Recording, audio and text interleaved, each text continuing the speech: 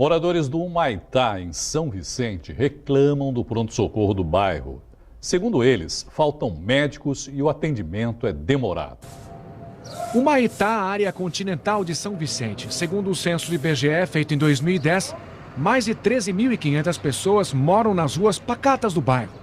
Quem precisa de atendimento de urgência ou emergência, conta com esta unidade do município, que fica em uma das principais avenidas. O pronto-socorro ainda não está funcionando com capacidade total. Só esta parte pode ser utilizada.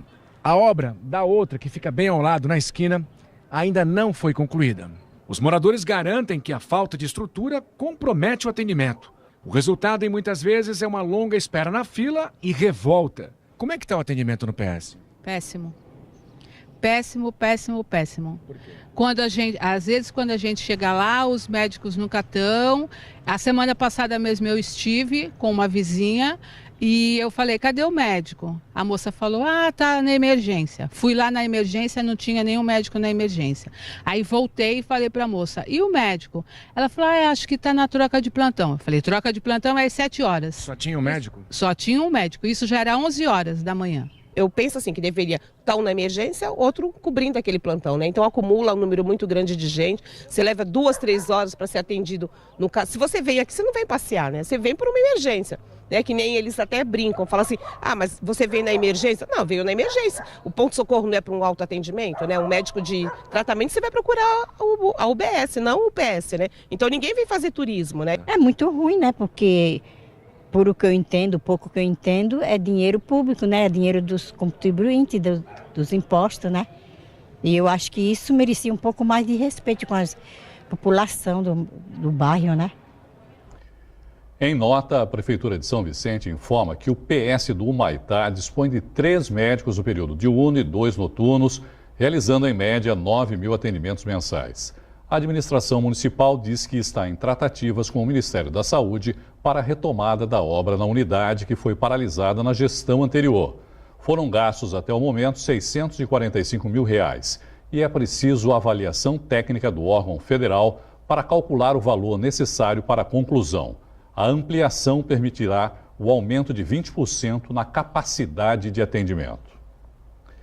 Moradores, mais lideranças, mais voluntários.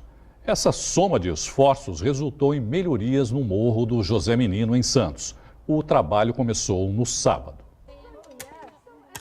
A limpeza e a preparação do terreno foram as primeiras atividades na antiga área de lazer e no campinho de futebol. Durante as pinceladas na trave, Henrique já fazia planos para quando a bola voltar a rolar por aqui. Com a trave pintadinha fica bem mais bacana, né, jogar? Melhor de fazer gol, né? Ser artilheiro.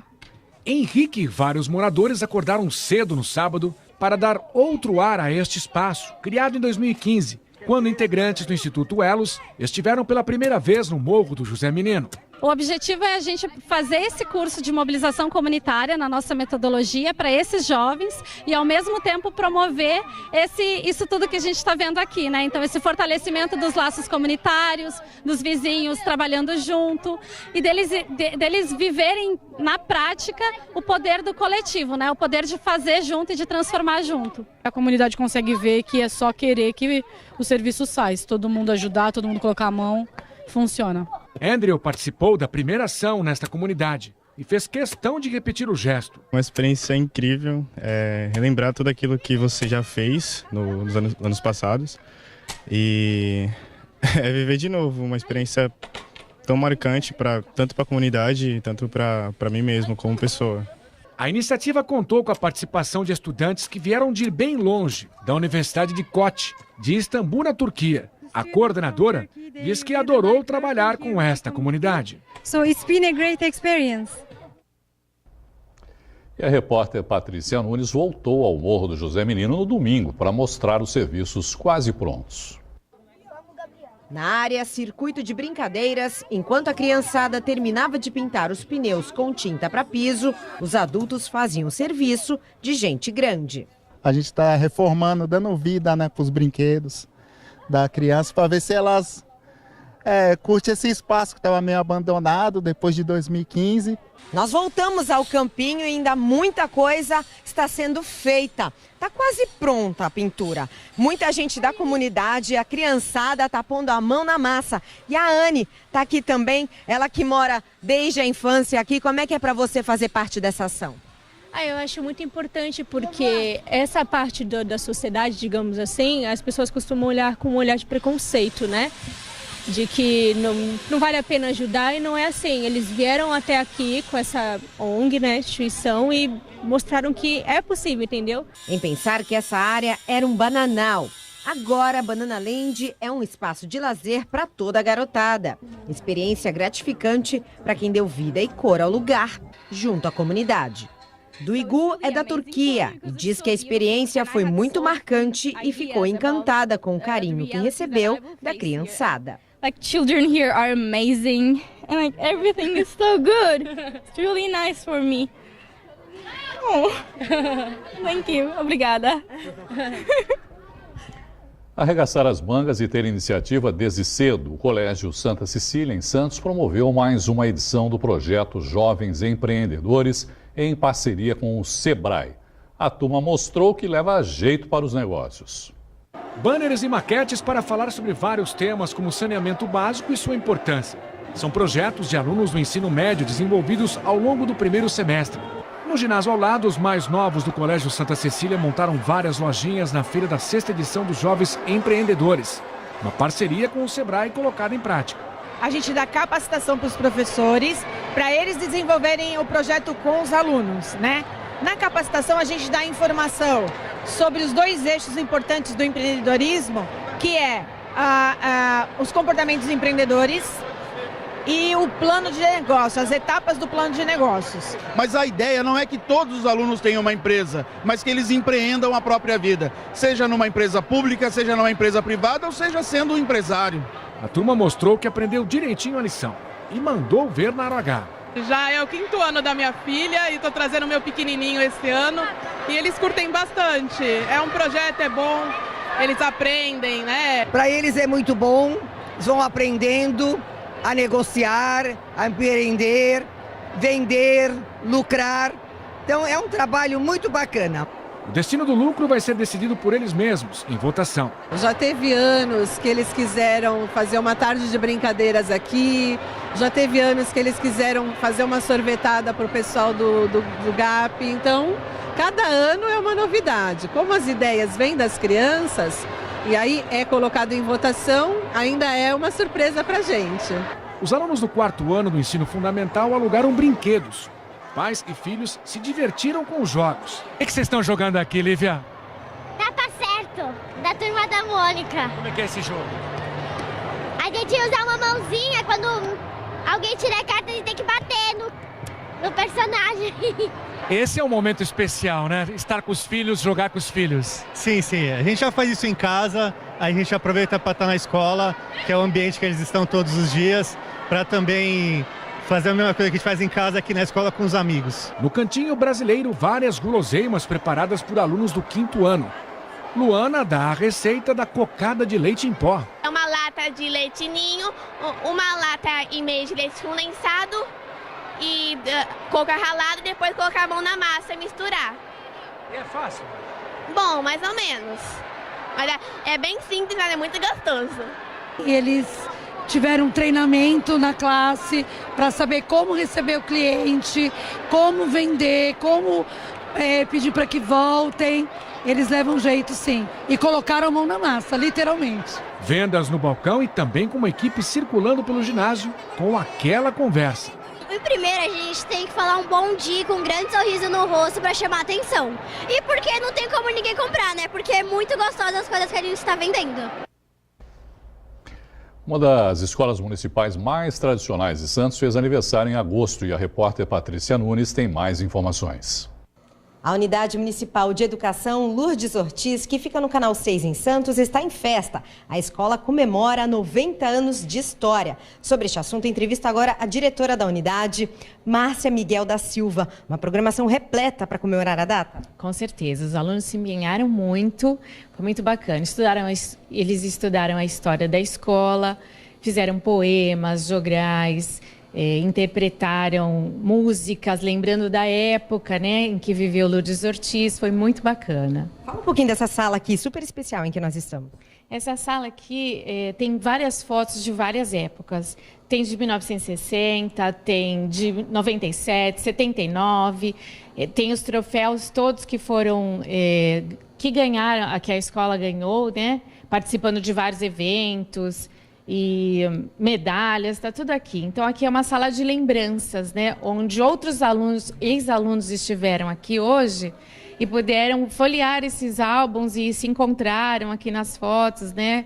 Revitalizando lembranças dessa época. E sobre a colcha de retalhos? A colcha de retalhos é muito especial, né?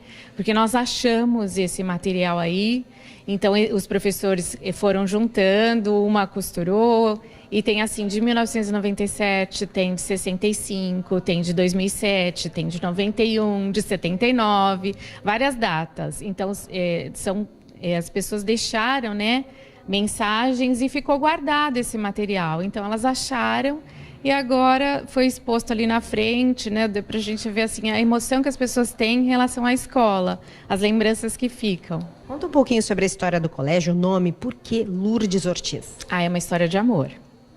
Lourdes Ortiz faleceu, né, e o marido dela então a presenteou, dando essa escola e colocando o nome dela, né, porque ela era apaixonada pela educação.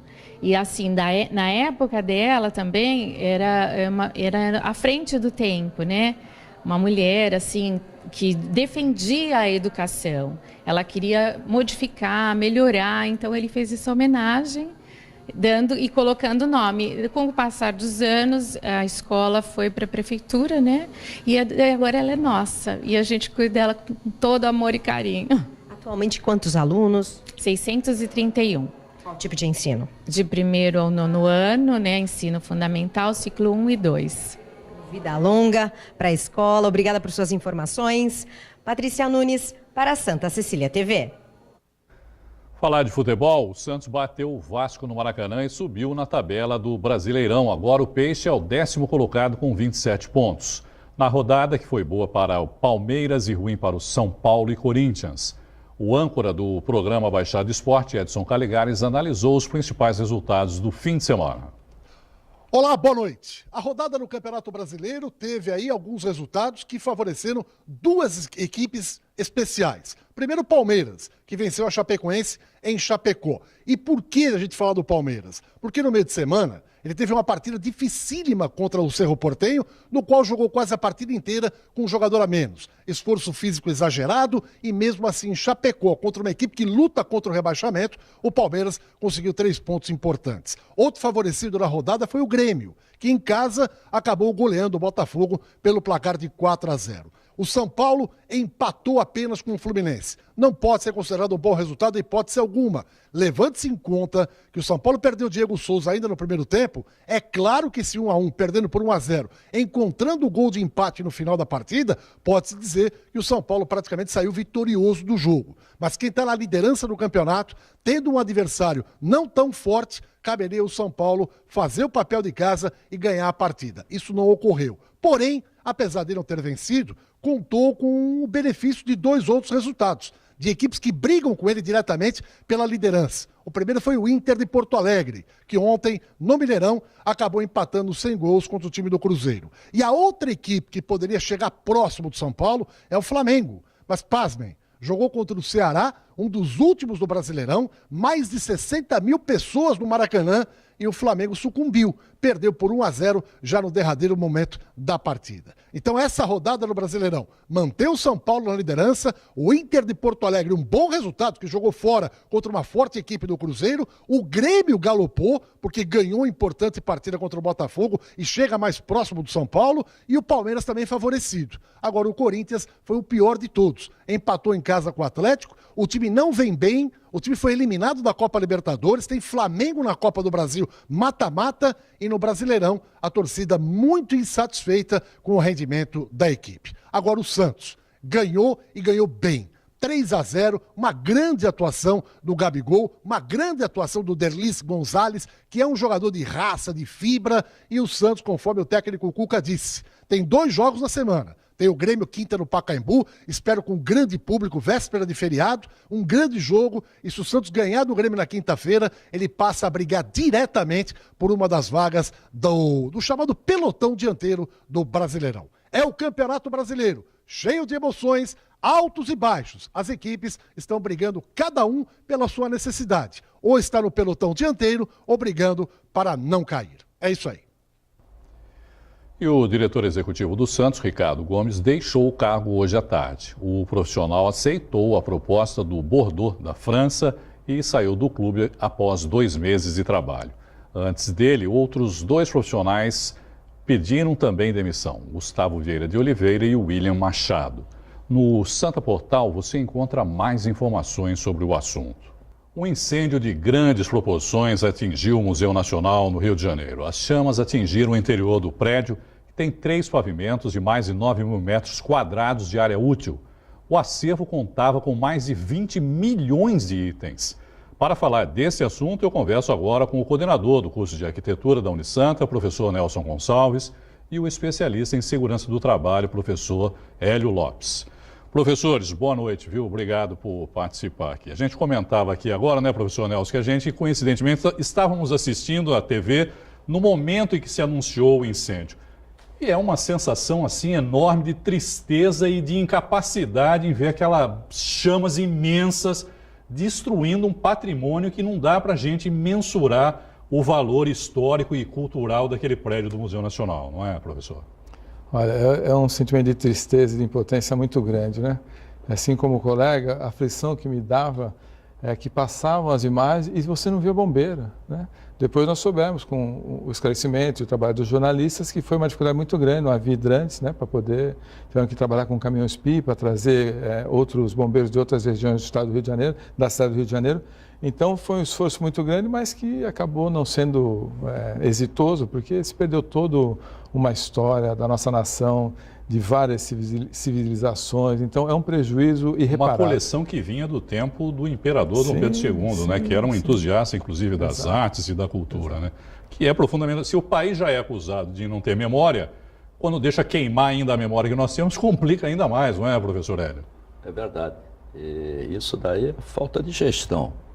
Você vê que, normalmente, esses grandes acidentes, eles ocorrem sempre no final de semana, os feriados, quando você não tem uma equipe administrativa, né?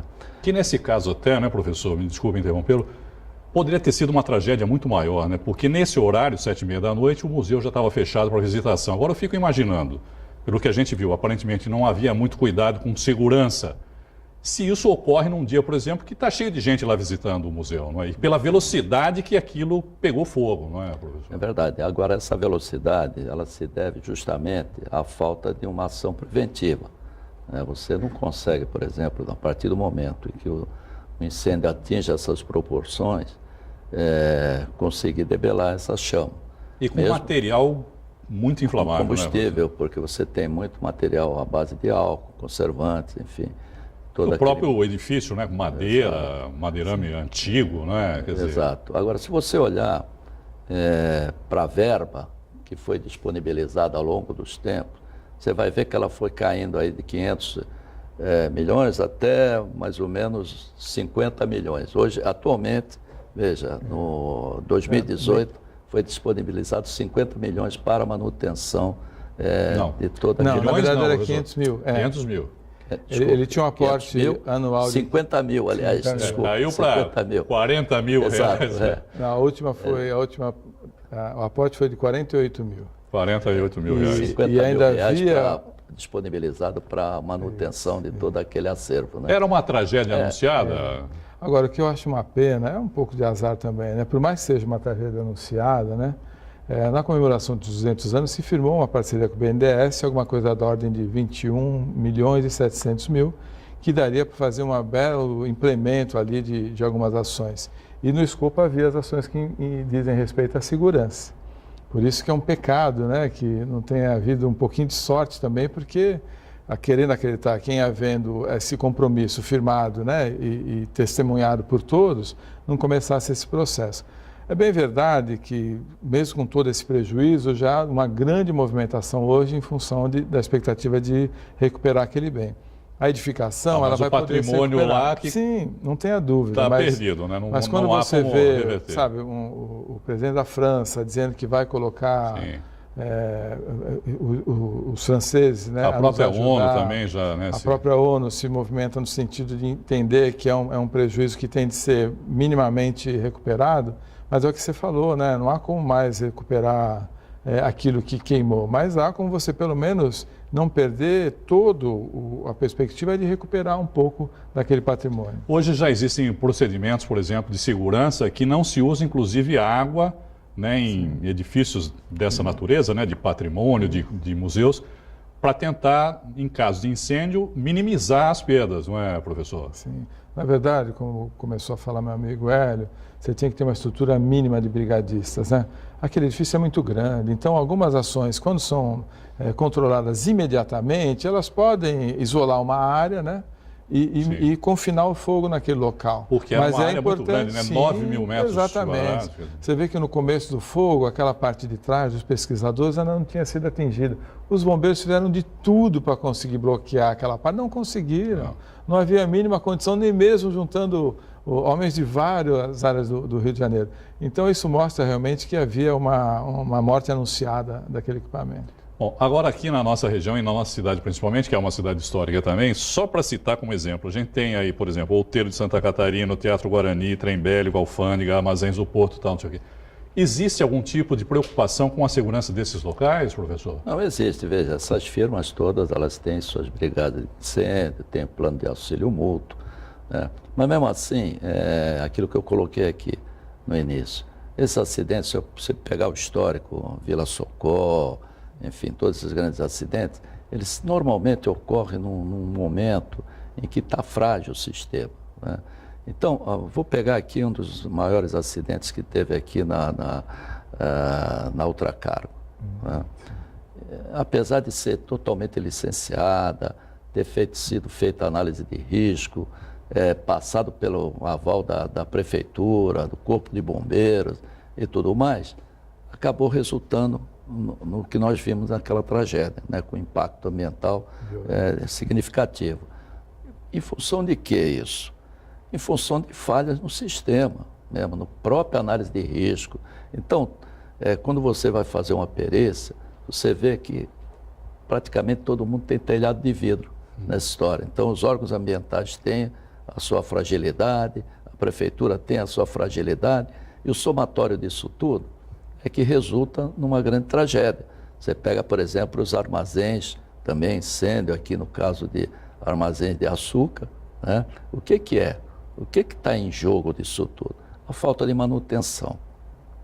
A quem cabe a fiscalização disso? Não, a fiscalização, veja, ela se distribui, né? Porque, por exemplo, se você tem um empreendimento desse porte, o licenciamento ambiental é feito pelo órgão estadual hoje, né? No passado ele agia corretivamente porque era por parte do IBAMA, que por sua vez também não cumpria o seu dever de ofício. Então, no caso do CAIS, ficou meio largado essa situação. Então, o que nós tivemos foi uma sequência de acidentes, né? No caso aí, por exemplo, da Local Frio, no caso aqui, infelizmente, nesses casos, a gente fica com a sensação... Mas são tragédias anunciadas. Então, mas a gente fica com a sensação que nós temos que rezar, né? Porque se depender de investimento do poder público, lamentavelmente, não é o que a gente vê, né? Principalmente quando se diz respeito à preservação de patrimônio histórico. Mas eu estou estouradíssimo no meu tempo, 30 segundos, professor. Ali eu só queria lembrar que ali é um erro de origem, né? Porque jamais aquele complexo poderia estar sob responsabilidade da universidade. Aliás, dentro da Universidade Federal do Rio de Janeiro, de 2011 para cá, esse foi o 6º incêndio em prédios da Universidade Federal do Rio de Janeiro. Quer dizer, não é por falta de alertas, né, para que isso não ocorresse. Eu agradeço... Professor Nelson, professor Hélio, muito obrigado, viu, pela entrevista e uma boa noite para vocês. Agradeço. Caderno Regional de hoje fica por aqui, uma boa noite e até amanhã. Tchau.